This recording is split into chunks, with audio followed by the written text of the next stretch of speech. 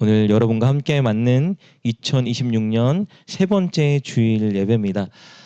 새해 첫 주 예배를 드릴 때 개인적으로 어떤 말씀을 여러분과 나눠야 될지 굉장히 고민이 많았습니다. 그러다가 하나님이 주셨던 말씀이 올 한 해 우리 프렌즈교회 모든 성도님들이 하나님이 주시는 복을 좀 마음껏 누렸으면 좋겠다라는 소망을 갖게 되었었어요. 그래서 그것을 위해서 가장 먼저 예배가 회복돼야 된다라는 마음이 들었습니다. 왜냐하면 하나님은 가장 먼저 예배를 통해 우리를 인격적으로 만나주시고 예배를 통해 우리를 회복시키시고 예배를 통해 우리에게 복을 주시는 분이기 때문입니다. 그래서 첫 번째 주에 제가 여러분과 그 마음에 시온의 대로가 있는 자는 복이 있다라는 내용을 살펴보았습니다. 하나님을 예배하러 올 때 하나님과의 만남을 사모하고, 맞죠? 하나님께서 주실 은혜를 기대하고 그 사모함과 기대함으로 어떤 역경이 있어도 하나님께 예배하는 자, 그 사람에게는 하나님이 복을 주신다라는 말씀을 나눴었고요. 그리고 지난주였죠. 지난주는 여러분과 함께 하나님께 세 가지를 드리는 예배자가 되자라는 내용으로 설교를 했습니다. 예배는 우리가 무엇을 받았는지, 우리가 어떤 만족감을 느꼈는지가 중요한 게 아니라 우리가 하나님께 무엇을 주었는지가 중요한 것이다. 말씀을 나눴죠. 왜냐하면 예배는 우리가 받는 시간이 아니라 하나님께 우리가 드리는 시간이기 때문입니다. 그래서 지난 시간에는 세 가지를 드리자 이런 말씀을 나눴었어요. 먼저 하나님께 마음껏 감사의 고백을 드리고, 그리고 하나님의 그 아름다운 성품 인자하심과 성실하심을 우리가 고백하고 찬양 드리자 했고, 그리고 마지막으로 하나님께 말씀을 드릴 때 우리의 결단과 실천하는 삶을 드리는 예배를 할 때에 하나님은 예배를 통해 우리에게 온전한 은혜를 주신다, 이런 말씀을 나눴었습니다. 그래서 여러분께 부탁하는 것은요, 꼭 올해 예배를 드리러 오실 때마다 마음의 시온의 대로를 가지고 오셨으면 좋겠고, 또 예배를 드리실 때 여러분이 꼭 하나님께 세 가지는 드리는 예배를 드렸으면 좋겠습니다. 늘 감사를 고백하시고 하나님의 아름다운 성품을 높이시고, 그리고 하나님께 결단과 삶을 드리는 꼭 저와 여러분 되셔서 2026년도 진짜 어느 해보다 우리 모두가 다 풍성한 하나님의 은혜를 누렸으면 좋겠습니다. 오늘은 2026년도 세 번째 주일 예배인데요. 우리가 하나님께 모두가 다 풍성한 복을 받기 위해서 또 노력해야 될 한 가지 일을 여러분과 나누고자 하는데요. 그것은 바로 기도를 회복하는 일입니다. 올해 우리 모두가 다 함께 좀 기도를 회복했으면 좋겠다는 생각이 들어요. 늘 기도하셨던 분들만 기도하는 게 아니라 우리 모두가 다 같이 좀 기도의 자리를 지키고 회복하는 시간이 되었으면 좋겠다라는 생각이 들었습니다. 여러분, 제가 프렌즈 교회를 개척하고 지금 이제 4년 차예요. 그러니까 이제 3년을 했죠. 가장 많이 한 설교가 뭘까 생각해 볼 때에 여러분도 분명히 아실 거예요. 늘 기도하자, 늘 말씀을 가까이 하자, 전도하자. 사실 세 가지가 제가 제일 많이 했던 설교인 것 같아요. 여러분 귀에 못이 박히게 한 설교인데, 여러분 기도 열심히 하고 계신가요? 제가 그토록 여러분께 귀에 못이 박히도록 설교를 했는데, 여러분이 하루 중 시간을 떼어 집중하며 하나님께 꾸준히 기도를 하고 있는가 한번 생각해 보셨으면 좋겠고요. 지금까지 그렇게 못했다, 괜찮습니다. 올해부터 다시 우리가 결단해서 올해는 다 같이 좀 그 자리를 지켰으면 좋겠습니다. 여러분, 기도는 하나님이 우리에게 주신 가장 큰 특권이에요. 우리는 한계가 있는 존재이고 연약한 존재이지 않습니까? 그래서 전능하신 하나님께서 연약함을 뛰어넘어 하나님께 도움을 받을 수 있는 길을, 방법을 허락하셨는데 그게 기도입니다. 우리가 하나님을 신뢰하며 기도할 때 하나님 반드시 우리의 기도를 집중하여 들으십니다. 그리고 당신께서 이를 계획하고 준비하시며 우리를 좋은 길, 선한 길로 인도해 주세요. 뭐 할 때요? 기도할 때요. 이건 저의 주장이 아니라 성경에 기록된 하나님의 약속입니다. 자, 제가 몇 가지만 대표적인 구절만 실어봤어요. 너무 잘하는 말씀이죠. 예레미야 33장 3절. 너는 내게 부르짖으라. 내가 내게 응답하겠고 내가 알지 못하는 크고 은밀한 일을 내게 보이리라. 하나님 말씀하십니다. 그냥 응답하겠다가 아니라 내게 부르짖으면 응답하겠다 말씀하시잖아요. 시편 50편 15절 말씀이죠. 환난 날에 나를 부르라. 내가 너를 건지겠다. 어떻게 하면요? 부르짖으면 건지겠다라고 말씀해 주십니다. 시편 91편 15절 말씀입니다. 그가 내게 간구하리니 내가 그에게 응답하리라. 어떤 자에게 응답이 주어진다고 말씀하고 계세요? 간구하는 자에게 반드시 하나님께서 응답하신다고 약속해주고 계신 거예요, 여러분. 시편 145편 18절입니다. 여호와께서는 자기에게 간구하는 자, 곧 진실하게 간구하는 모든 자에게 가까이 하시는도다. 어떤 조건도 없어요. 하나님께 간구하는 사람, 하나님께 진실되게 기도하는 사람과 가까이 하겠다고 말씀하고 계시지 않습니까? 여러분, 이 약속을 믿는다면 어찌 기도하지 않을 수 있습니까? 하나님께서 분명히 들으신다, 응답하신다, 도우시겠다 약속하고 계시잖아요. 우리가 해야 되는 일은 기도입니다. 그런데 우리가 원하는 때, 원하는 방식대로 하나님께서 일하진 않을 수도 있어요. 하나님이 원하신 때가 있고 하나님이 일하시는 더 좋은 방식이 있기에 때로는 우리가 의심할 수도 있고 때로는 낙심할 수도 있지만 분명한 사실은 무엇입니까? 기도할 때 하나님은 그 기도를 들으시고 반드시 응답하셔서 좋은 길로 인도하신다는 것입니다. 이것은 진리이고 이것은 하나님의 약속이에요. 그래서 이것을 믿는 사람은 기도하죠. 더 기도하고 늘 기도하고 간절히 기도하게 되는 것입니다. 여러분, 2026년도에는 하나님이 여러분에게 주신 이 특권을 여러분이 좀 많이 사용하셨으면 좋겠어요. 날마다 하나님께 기도하십시오. 시간을 떼어서 집중해서 좀 기도해 보세요. 하나님이 반드시 여러분에게 좋은 것들로 역사하고 응답해 주실 것입니다. 2026년도 꼭 기도의 시간을 확보하고 지키는 저와 여러분 되었으면 좋겠고요. 그런데 제가 오늘 여러분과 나누고자 하는 건 우리 다 같이 복을 받자는 말씀을 전하고 싶기 때문에 기도 중에도 특별히 어떤 기도요? 서로 기도해주는 중보 기도에 힘썼으면 좋겠다라는 말씀을 여러분과 나누고자 합니다. 여러분, 우리는 서로를 위해 날마다 중보하며 기도해야 합니다. 저는 저 혼자 복을 받으면 기쁘지 않을 것 같아요. 여러분 어떤지 모르겠어요. 제 일이 너무 잘 되는 거예요. 그런데 우리 교회 성도님들 중에 형편이 너무 안 좋고 어려운 일이 생기면 그렇게 기쁘진 않을 것 같아요. 여러분 어떠신지 모르겠어요. 교회는 나 혼자 나만 복 받는 걸 기뻐하는 존재가 아닙니다. 다 같이 복 받아야 기쁜 그런 공동체예요. 교회는 되게 특이하고 신비한 공동체입니다, 여러분. 교회를 뭐라고 말씀하십니까? 한 몸 공동체라고 말씀하셨고 한 운명 공동체라고 말씀하셨어요. 진짜 행복하려면 다 같이 잘 돼야 돼요. 다 같이 복 받아야 합니다. 그것을 위해서 우리가 힘써야 되는 것은 서로를 위한 중보 기도입니다. 여러분, 2026년도 제가 여러분께 도전하고 싶은 것은요, 날마다 단 5분이라도 여러분이 시간을 떼어서 우리 교회 성도 한 사람 한 사람 이름을 불러가며 중보 기도하는 그 자리를 확보하는 것입니다. 여러분, 중보 기도는 해도 되고 안 해도 되는 선택사항이 아니에요.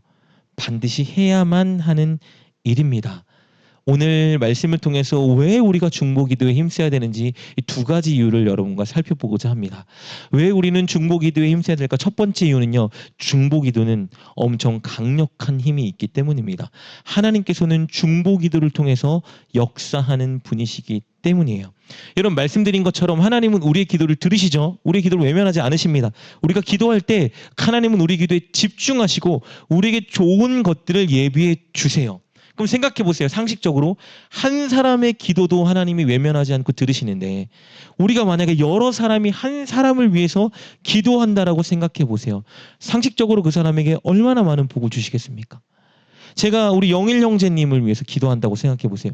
영일 형제님 혼자 기도하는 것보다 여러분 한 사람 한 사람이 다 영일 형제님을 위해서 기도해 준다고 생각해 보세요.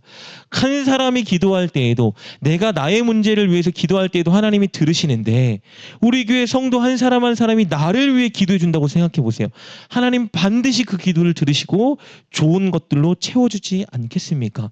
이건 지극히 상식적인 일이에요. 야고보가요, 이 진리를 알고 있었습니다. 그래서 교회 장로들 즉 목회자들에게 이렇게 중보 기도를 하라고 권면하는데요. 말씀을 볼까요? 야고보서 5장 14절부터 16절 말씀인데 제가 읽어볼게요. 너희 중에 병든 자가 있느냐? 그는 교회의 장로들을 청할 것이요 그들은 주의 이름으로 기름을 바르며 그를 위하여 기도할지니라. 믿음의 기도는 병든 자를 구원하리니 주께서 그를 일으키시리라. 혹시 죄를 범하였을지라도 사하심을 받으리라. 그러므로 너희 죄를 서로 고백하며 병 낫기를 위하여 서로 기도하라. 의인의 간구는 역사하는 힘이 크민이라 라고 분명히 말해주고 있죠. 여러분, 내가 기도해도 하나님 들으시잖아요. 그런데 병자가 있을 때 뭐라고 말합니까? 교회 장로들을 청해서 장로들 모두가 병든 자를 위해 기도해 주라는 겁니다. 왜요? 의인의 간구하는 역사는 힘이 크기 때문이라고 분명히 말씀해주고 계시는 거예요. 야고보가 이렇게 말하는 겁니다. 성도 중에 병든 자가 있다면 그를 위하여 교회는 중보기도 해야 된다. 하나님은 그 기도를 들으시고 그 성도를 회복시켜 주실 것이다. 왜냐하면 믿음으로 합심하는 중보기도는 역사하는 힘이 크기 때문이다 라고 말씀해주고 계세요. 여러분, 이것은 성경에 기록된 역사적인 사건이 아닙니다. 모든 교회 시대 때 모든 교회에서 일어났던 일이고 지금도 일어나고 있는 일이에요. 저는 30년 신앙생활 하면서 이 일을 너무나 많이 목격하고 경험했습니다. 교회 아픈 분, 심각한 질병에 걸린 분들 계실 때 교회 성도들이 다 시간을 떼고 어떤 분들은 금식하시고 어떤 분들 이 성도를 위해 시간을 내서 다 모여서 합심해서 기도합니다. 새벽에 작정해서 모여서 기도하기도 하고요. 밤에 철야 기도를 하기도 했어요. 그러면요, 놀랍게도 하나님이 이 성도님을 치료해 주실 때가 굉장히 많았습니다. 물론 다 하는 건 아닐 수도 있어요. 때로는 하나님의 뜻이 데려가는 것이 뜻일 때도 있기 때문이에요. 근데 그런 뜻이 아닐 경우에는 하나님 반드시 듣고 역사해 주십니다. 근데 제가 여러분 우리 주보 광고란에 늘 실어놓는 것 중에 하나가 아픈 성도를 위해 기도해 주세요라고 제가 실어놓고 있죠. 여러분, 그냥 매일 있는 일이니까 눈으로 흘기고 넘어가시면 안 돼요. 아픈 성도를 위해서 기도할 때 하나님이 강력하게 역사하십니다. 이건 아마 기도하시는 분들, 중보 기도하시는 분들은 다 경험하고 살아가는 일일 거예요. 함께 누군가를 위해 합심하여 기도하는 힘은 강력합니다. 하나님이 그 일을 기뻐하시기 때문이에요. 제가 총 3군데 교회에서 한 14년 동안 부교육자 생활을 했거든요. 그러니까 제가 주일학교, 성경학교, 수련회 뭐 이런 여름, 겨울 행사들을 늘 인도했을 거 아닙니까? 저도 인도하기 전에는 막 기도하는 것을 금식 기도할 때도 있고요. 작정 기도 늘 하고 준비하고 여름 성경학교든 수련회를 인도해요. 그러면 제가 생각해 볼 때 한 번도 하나님이 강력하게 역사하지 않았던 수련회나 여름 성경학교가 없었어요. 아이들, 주일학교 아이들도 막 다 방언받고 하나님 울고 하나님을 찾고 이런 역사들이 수련회 때마다 늘 한결같이 있었어요. 어느 날 이런 생각을 했습니다. 제가 금식 기도도 하고 열심히 준비했으니까 하나님께서 이렇게 역사하시는구나, 이런 착각을 하고 살다가 어느 날 깨달은 것이 무엇이었냐면, 제가 여름 성경학교를 인도하건 수련회를 인도하건 인도하는 그 시간마다 저희 어머니가 늘 그 시간에 기도하고 계셨다는 걸 깨달았어요. 제가 그러면서 하나님이 저에게 주셨던 마음이 있었습니다. 제가 잘해서, 제가 준비해서가 아니라 저를 위해서 이 수련회와 여름 성경학교를 위해서 기도하던 그 사람들이 있었기 때문에 하나님이 그들의 기도를 듣고 역사하셨구나, 이걸 깨닫게 하신 거예요. 여러분, 그 조용기 목사님 아시죠? 한국교회에 그래도 큰 획을 그었습니다. 나중에 뭐 어떤 평판이 있건 어쨌든 그분이 분명히 큰 일을 감당했던 것은 사실이죠. 여러분, 그분이 말씀을 전하는 집회에는요, 놀라운 일들이 진짜 많이 일어났대요. 진짜 막 병자, 안진뱅이가 일어나고 못 보던 사람이 눈을 뜨고 막 이런 일들이 너무 쉽게 막 비일비재하게 일어났다라고 합니다. 왜 그런 일들이 일어났을까요? 그분이 굉장히 능력 있는 분이어서 그럴까요? 여러분, 그분이요, 어느 집회를 가나 집회를 인도할 때요, 그 집회 기간 동안에 300명의 성도님들이 밤을 새가며 그분을 위해서 기도했다라고 합니다.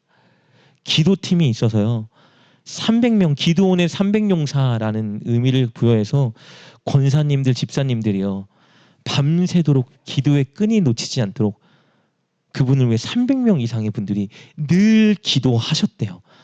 역사가 안 일어날 수 있겠습니까? 그렇게 사역을 위해, 목회자를 위해, 영혼들을 위해 한순간도 기도가 끊이면 안 된다 생각해서 릴레이 기도로 여러분 그 기간 동안을 그분들이 계속 기도를 채웠대요. 놀라운 일 아닙니까 여러분? 여러분 근데 이런 일들은요 특정한 교회에만 일어나는 일이 절대 아닙니다. 모든 교회는 일어나는 거예요. 모든 교회에 작은 교회건 큰 교회건 누군가를 위해 기도하고 중보하는 사람들을 통해서 여러분 놀라운 일들과 믿음은 자라나는 것입니다. 그래서 우리도 무엇을 해야 됩니까? 늘 중보 기도하는 일에 힘써야 하는 것입니다. 오늘 본문이 포함된 사무엘 12장은요. 사무엘 선지자의 고별 설교문에 관한 내용을 다루고 있어요. 하나님은 사무엘이라는 이 한 사람을 세우셔서 이스라엘의 영적 리더로 이를 세우셔서 꺼져가던 이스라엘의 영적 동부를 완전히 일으키셨습니다. 영적 부흥기를 이 한 사람을 통해 하나님께서 일으키셨어요. 이스라엘 백성들에게는 하나님이 주셨던 최고의 복이 있었는데 그것은요 사무엘이라는 영적 리더가 있었다는 것입니다. 왜요? 사무엘이 능력이 있어서 그런 게 아니에요. 사무엘이 백성들을 사랑하고 그들을 위해 늘 기도하는 선지자였기 때문에 그들에게는 복이 있었던 것입니다. 이스라엘 백성들을 마음에 품고 기도했던 사무엘을 통해서 하나님은 역사해 주셨던 거예요. 한 사람의 기도가요 이렇게 강력한 힘이 있습니다. 남을 위해 공동체를 위해 기도하는 한 영혼의 의인의 강력한 기도가 하나님이 일하시도록 만드시는 도구가 된다는 걸 우리에게 말해주고 있는 거예요. 한 사람의 기도가 이렇게 강력하다면 여러분 여러 사람의 기도는 얼마나 강력하겠습니까? 2026년도 여러분께 도전합니다. 여러분 날마다 서로를 위해 기도하는 저와 여러분 되었으면 좋겠어요. 우리 기도가 하나님이 들으시고 역사하셔서 우리 각 사람에게 복을 주는 놀라운 통로가 될 수 있습니다. 여러분 우리가 100명이 있는 것도 아니고 1000명이 있는 것도 아니고 10,000명이 있는 것도 아니고 지금 여러분 우리 몇 명이 있습니까?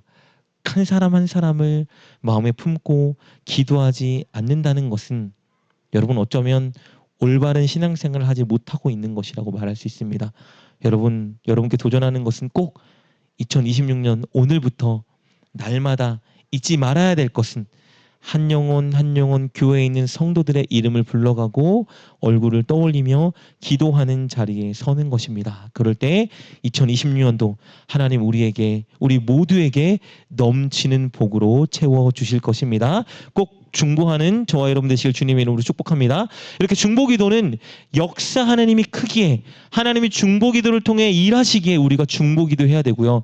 우리가 또 중보기도해야 되는 두 번째 이유가 있습니다. 그것은요. 서로를 위해 중보기도하지 않는 것은 하나님 앞에 엄청난 죄이기 때문입니다. 여러분 우리가 보통 죄라고 생각하면 어떤 나쁜 일을 한 것을 떠올리죠. 거짓말하거나 누군가를 속이거나 누군가에게 부당하게 대우하거나 누군가를 미워하거나 예배를 빠지고 쾌락적인 일이나 내 이익을 위해서 뭔가를 했을 때 우리는 죄를 졌다라는 걸 인정할 수는 있는데요. 오늘 본문의 사무엘 선지자는요. 우리가 생각하지 못하고 있던 것 한 가지를 죄라고 선언하고 있습니다. 그것은 우리가 서로를 위해 기도하기를 쉬는 것이라고 분명히 말해주고 있습니다. 여러분 서로를 위해 기도하는 것은 선택사항이 아닙니다. 중보기도는요. 여유 있으면 하는 것이 아니에요. 중보기도는 내 안에 은혜가 있으면 하는 것이 아닙니다. 내가 저 사람이 기도해 줄 만한 사람이니까 하는 게 아니고요. 늘 우리가 해야 되는 우리에게 맡겨주신 사명입니다. 여러분 말씀드린 것처럼 오늘 사무엘 12장은요. 사무엘 선지자의 고별 설교문이거든요. 왜 고별 설교를 해야 됐을까요? 하나님이 사무엘을 선택하셔서 이스라엘에 엄청난 은혜를 부어주셨어요. 근데 시간이 지나자 이스라엘 백성들이요. 무엇을 요구했냐면요. 눈에 보이지 않는 하나님 말고 눈에 보이는 왕을 우리에게 세워줘라 요구하기 시작한 거예요. 이방 민족들을 보니까 다 그들의 왕이 사람인데 우리 왕은 왜 사람이 아니냐. 눈에 보이지 않는다. 하나님 말고 인간의 왕을 우리에게 세워주십시오. 그들이 외치기 시작했어요. 하나님이 그들의 왕이셨는데 하나님이 그들의 왕이 되셔서 모든 은혜를 부어주셨는데 그들이 주장하는 것은 아니요. 하나님 말고요. 눈에 보이는 인간을 왕으로 세워달라고요. 사무엘이 그들에게 경고합니다. 너희들 지금 하나님께 죄를 범하는 거야. 인간의 왕이 세워지면 너희들이 그를 위해 얼마나 많은 희생을 감당해야 되는지 몰라. 그런데도 인간의 왕을 세우길 원하는 거야. 그들은 계속 주장합니다. 인간의 왕을 세워주세요. 인간의 왕을 세워주세요. 왕을 위해 헌신하고 희생하는 거 괜찮습니다. 인간의 왕을 세워주세요. 그래서 결국은 어떻게 했어요? 인간의 왕을 세워주셨습니다. 사울 왕을 세워주셨죠. 그래서 이제 공식적으로 사무엘은 정치적인 지도자의 자리에서 물러나야 됐어요. 그래서 그들에게, 이스라엘 백성들에게 정치적인 리더로서 마지막으로 주는 권면의 말씀이 사무엘 12장 말씀입니다, 여러분. 사무엘 선지자에게 이들의 주장이 상처가 되었을 거예요. 하나님께는 더 큰 상처가 되었겠죠. 하나님이 왕이신데 인간의 왕을 세워달라고 하니까요. 사무엘 입장도 마찬가지입니다. 자신을 거절한 것 같았고 하나님의 통치를 거부한 것처럼 보였죠. 그래서 사무엘이 그들에게 고별 설교를 하는데, 고별 설교 중에 참 놀라운 그가 선언을 하는 것을 보게 되는데요. 오늘 우리가 살펴봤던 본문 말씀이죠. 12장 22절에 이렇게 말합니다. 여호와께서는 너희를 자기 백성으로 삼으신 것을 기뻐하셨으므로 여호와께서는 그의 크신 이름을 위해서라도 자기 백성을 버리지 아니하실 것이요. 놀랍죠. 여호와 하나님께서 너희들로 인해 마음이 상하셨지만 너희들을 결코 버리지 않으실 거야. 너희들을 자기 백성으로 삼으신 것을 기뻐하셨고 너희들을 사랑하시기 때문에 하나님은 너희와 함께 하실 거야. 나는, 보세요, 23절입니다.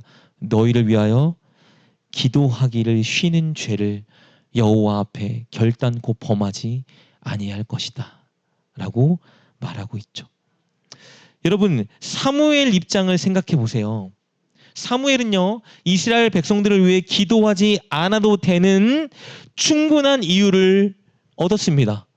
그동안 너희를 위해 내가 얼마나 열심히 기도하고 헌신했는데 인간의 왕을 요구하고 만족하지 못하니 나는 그만두겠다. 나는 쉬겠어. 이런 너희들을 위해 기도하지 않을 거야. 이렇게 말할 수도 있겠으나 사무엘은 뭐라고 말합니까? 너희를 위해 내가 이 정치적인 리더의 자리에서 물러가도 기도하기 쉬는 죄를 결단코 범치 않을 것이다. 무슨 말이에요? 너희들이 나를 어떻게 대우했건 어떻게 내게 반응했건 내 감정이 어떻건 나는 끝까지 너희들을 위해 기도할 것이다. 왜냐하면 이것이 하나님이 나에게 주신 사명이고 하나님이 기뻐하는 일이기 때문이다. 너희를 위해 기도하는 일을 멈추는 죄를 나는 결단코 범하지 않을 것이다. 여러분, 서로를 위한 기도는 우리에게 주어진 사명입니다. 우리는 서로를 위해 기도해야 돼요. 시간적인 여유가 있을 때 기도할 것이 아니고요. 내가 기도해 줄 만한 나에게 잘하는 사람이어서 기도해 주는 것이 아니고요. 우리가 한 교회에 등록하고 신앙생활 한다라는 것은 우리에게 주어진 사명이 그것이라는 것을 여러분 분명히 명심하셔야 합니다. 제가 조금 전에 저희 어머니께서 늘 저를 위해 기도해 주시는 것에 대한 간증을 잠시 나눴는데, 여러분 중에 이렇게 생각하시는 분이 있을 수 있어요. 나는 나를 위해 기도해 주는 어머니가 없는데, 우리 부모님은 교회 안 다니는데, 나는 진짜 좀 손해보는 것 같다. 나도 부럽다. 혹시나 이런 마음이 들어서 여러분이 복이 없다라고 생각하신다면 여러분 그렇게 생각할 필요가 없습니다. 왜냐하면 여러분은 교회에 속해 있기 때문이에요. 무슨 말이냐면요, 여러분이 제 간증을 말씀드릴게요. 지금 여러분이 우리 프렌즈 교회에 등록하셔서 예배 드리는 순간부터 저는 진짜 단 하루도 여러분을 위해 기도하지 않은 날이 없습니다. 저는 여러분 이름 불러가면서 여러분 얼굴 떠올리면서 늘 여러분을 위해 기도하고 있고요. 앞으로도 기도할 것입니다. 사모가 지난주에 저에게 이런 간증한 적이 있어요. 새벽에 여러분 기도하느라 자기 문제를 기도하지 못했대요. 나 기도해야 될 거 있는데 성도님들 기도하다 보니까 내 거 기도 못했으니까 근데 하나님이 뭐 알아서 책임져 주시겠지, 이런 간증을 한 적이 있다고요. 저와 사모는 여러분을 위해 늘 기도합니다. 왜 기도할까요? 착해서? 그렇진 않아요. 물론 여러분을 아끼고 사랑하는 마음도 있지만 우리에게 주신 사명이기 때문이에요. 여러분 기도하지 않으면, 여러분이 기도하지 않으면 마음이 편치 않습니다. 마음이 불편하고 굉장히 불안해요. 왜냐하면 하나님이 주신 사명을 어기고 제가 죄를 짓고 있는 것이기 때문이죠. 근데 여러분 분명히 아셔야 될 건요, 이건 목사나 사모에게만 주어진 사명이 절대 아닙니다. 장로나 권사 같은 직분자에게만 주어진 사명도 아니에요. 모든 성도들에게 주어진 사명이에요. 한 교회에 등록한 순간부터 저와 여러분에게 주어진 사명은요, 서로를 사랑하고 서로에게 관심을 갖고 서로를 위해 기도하는 일입니다. 제가 말씀드렸죠. 지금 제가 사모가 여러분을 위해 기도한다라고 말씀드렸는데요. 사실은 저보다 우리 김 권사님이 여러분을 위해 더 많이 기도하세요. 그리고 박 권사님도 새벽 예배 요즘에 다니시면서 여러분 이름 한 사람 한 사람 불러가고 이름, 그래서 여러분 오면 이름을 저한테 물어봐요. 이름 뭐냐고. 저 꼭 기도하시려고. 제가 지금 말씀드린 사람은 4명이죠. 4명이 지금 날마다 여러분을 위해 기도하고 있는 거예요. 근데 제가 말씀 언급 안 했지만 분명히 여러분 중에서도 또 성도를 위해 기도하는 분이 있을 거란 말이에요. 여러분, 기도는, 서로를 위한 기도는 우리가 마땅히 날마다 해야 되는 일입니다. 저는, 그리고 여러분은 분명히 아셔야 돼요. 누군가의 중보 기도를 먹고 지금까지 살아온 거예요.